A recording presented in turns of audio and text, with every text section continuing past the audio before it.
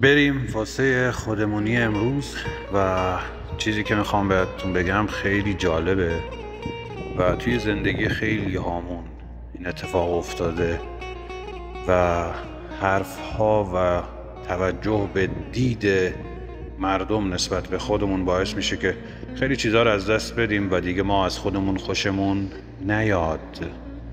خیلی هستن میان میگن مردم گفتن مثلا فلانی میگه تو لاغری، تو چاقی، تو دماغت اینجوریه، چشمات چرا این شکلیه، موهات بده، نمیدونم لباس بد میپوشی، تیپ جلفه و از این جور چیزا که همیشه هست. اصلا کلا توی زندگی هممون اینجور چیزا هست. دیروز یکی اتفاقا در مورد همین با من صحبت میکرد، میگفت مثلا بهم میگن که تو اعتماد به نفس نداری، تو فلانی، تو اینجوری هستی، تو اونجوری هستی. گفتم مگه مهمه که مردم چجوری در مورد تو فکر میکنن؟ نمیدونم ولی رو من تاثیر میذاره. گفتم نباید بذاره، نباید اصلا توجه کنی، اصلا نباید مهم باشه برات، چون واقعا مهم نیست. چیزی که مهمه اینه که خودت در مورد خودت چی فکر میکنی، خودت در مورد خودت چی فکر میکنی. چون مردم فقط دیدشون نسبت به تو اینه که یه ضعف کوچیکی حتی اگه نداری رو توی وجودتو پیدا کنن و بهت بگن و اون اعتماد به نفسی که داری رو ازت بگیرن. من نظرم اینه خودت رو هر جوری که هستی دوست داشته باش و خودتو قبول کن، خودتو باور داشته باش، عاشق خودت باش. به نظر من باید عاشق خودت باشی.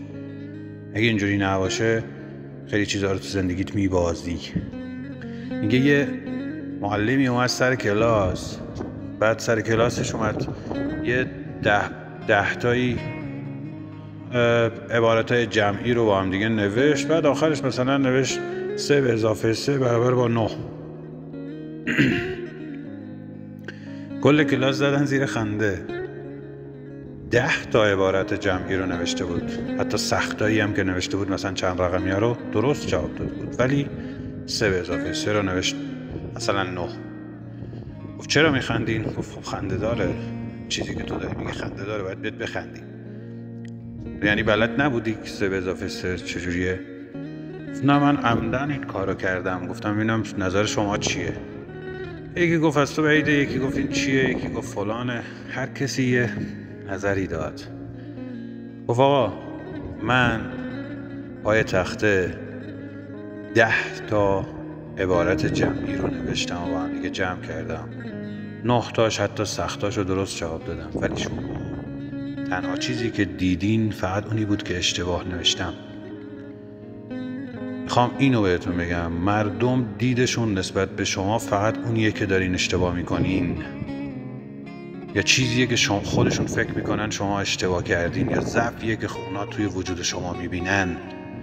شما اگه تو زندگیتون، توی قیافتون، چهرهتون، تیپتون، هر چیزی که توی زندگیتون هست داشته باشید، هر چیزی رو، اینا نمیتونن خوباشو ببینن، خوباشو بهت نمیگن، بابت خوباش ازت شاید تشکر نکنن، ولی یک نقطه ضعفی یا یه دونه ایرادی ببینن، اون ایراده رو به تو میگن. تو نباید بهش توجه کنی، حتی اگه اون ایراده رو خودت دوستش داری. من مثلا دوست دارم یه مدل لباس بپوشم، چیزی که خودم بهش علاقه دارم، به کسی ربطی نداره. اگه از دید یک نفر اون کار اشتباهه یا اون تیپ درستی نیست، به من مربوط نیست. پس تو زندگیتون به نظر من حتی اگه ایرادی هم دارید، حتی اگه به اشتباه یه کاری رو انجام میدین، به حرف مردم توجهی نکنید، خودتون رو دوست داشته باشید. من یادمه توی یکی از وایس چتایی که داشتیم از یکی از بچه‌ها سوال کردم، گفتم 3 نفر از کسایی که واقعا دوست داری تو زندگیشون بهترین ها باشن و به بهترین موفقیت ها تو زندگیشون دست پیدا کنن، اسم ببر. کیان؟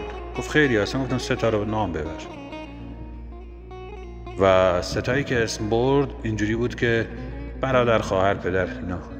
تنها چیزی که توش نبود این بود که هیچ اسمی از خودش توی اون لیست 3 نفره نبود.